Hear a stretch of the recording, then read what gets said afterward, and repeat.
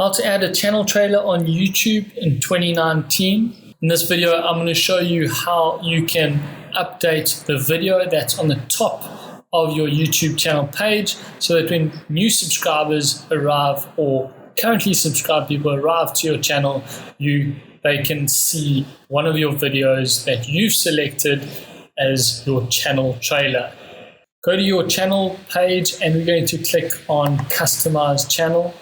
Once you're in the editing section, you'll see you have a specific page for returning subscribers and a specific page for new visitors. So let's start with the returning subscribers. If you head over to the top right of where this video is, if you don't have this video, then it's just going to ask you if you want to add a channel trailer, and you can click on the pen and click on edit.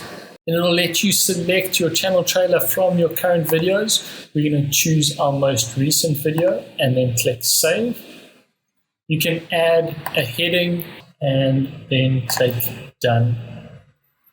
And it has updated our channel trailer. Head over for new visitors and on the top right, click on the pen and click change trailer and select the one that you want at the top and click save.